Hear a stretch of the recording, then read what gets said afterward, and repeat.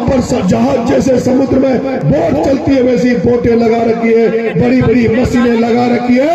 एक एक समुद्र जहाज में 5-5 डंपर रेत निकाल रहे हैं और उस रेत को कोटा तक जयपुर तक बेचा जा रहा है। और मेरा जहाजपुर का वे किसान और केकड़ी के किसान को एक टोली रेत नहीं मिल रही। जब मैं देखता हूँ तो मुझे बहुत दुख होता है। मुझे दुख हुआ और जब मुझे पता लगा कि इस बनास में इसने किसने कब्जा किया, पहले तो मुझे लगा कि कोई बजरी माफिया होगा।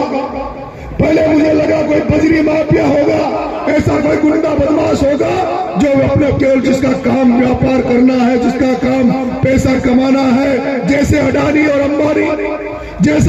अंबानी नरेंद्र मोदी अमित शाह से मिलकर पूरे देश का खून चूस रहे, पूरे देश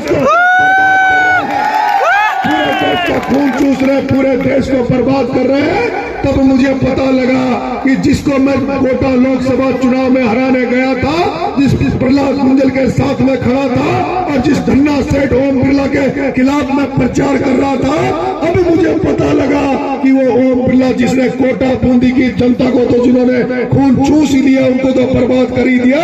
कोटा की कोचियों तो वो खाई गया, लेकिन वो आजकल बजरी निकालने का काम कर रहा है। और लोकसभा स्पीकर ओम बिरला जिसको लोगों ने वोट दिया, सांसद बनाया और लोकसभा स्पीकर बना इस आशा के साथ कि वो कोटा का, बूंदी का, हाड़ौती का भला करेगा, यहाँ के किसानों की भलाई करेगा, वो यहाँ के किसानों को सस्ती रेत दिलवाएगा, यहाँ के किसानों की सड़कें बनवाएगा।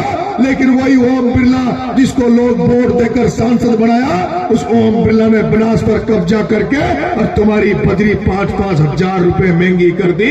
आम जनता की बजरी को अपने घर ले जा रहा है, अपने काम में ले रहा है। इसलिए मैं आज उसके खिलाफ तो पहले से लड़ता आया हूं, लेकिन अब मेरी इच्छा है कि उससे आमने सामने के युद्ध करूं, आमने सामने की लड़ाई करूं।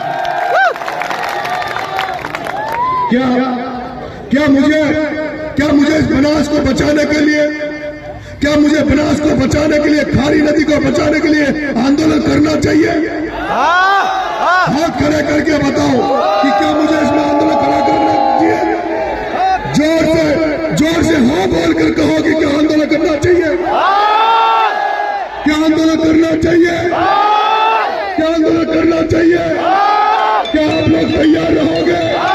क्या आप लोग साथ दोगे? तो अभी मैं देवनी उनियारा में जहां मुझे 60,000 वोट दिया, उस देवनी उनियारा के किसानों की समस्याओं को लेकर, वहां की आमजन की समस्याओं को लेकर 30 जनवरी को तो मैं देवनी में हुंकार भरने वाला हूं, देवनी में आंदोलन करने वाला हूं। सबसे पहले मैं आपको निमंत्रण दे रहा हूं कि 30 जनवरी को जिनके पास साधन है, जो गांव वाले गाड़ी घोड़े बसे अपने किराए पे कर सकते हैं, आप सबको निमंत्रण दे रहा हूं। 30 तारीख को तो सोप में देवनी पधारना, पहले उनियारा में वहां के प्रशासन का इलाज करेंगे और उसके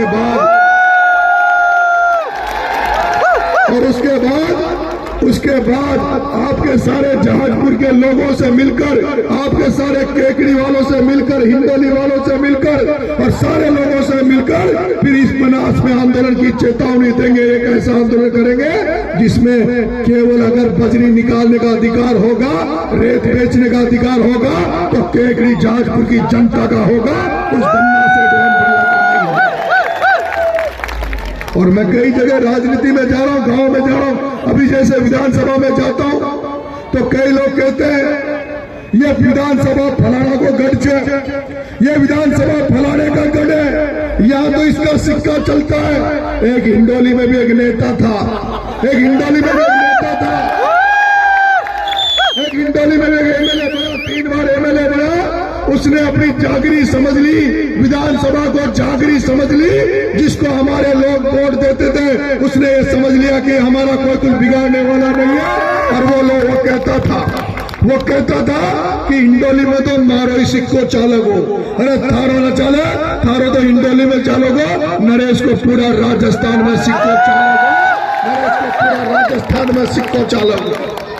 कोई केकड़ी में तो नक्के नशा, कोई केकड़ी वाला कहता हो कि मेरा गढ़ है या मेरा मामला है, तो बता दो, इलाज इधर भी कर देंगे।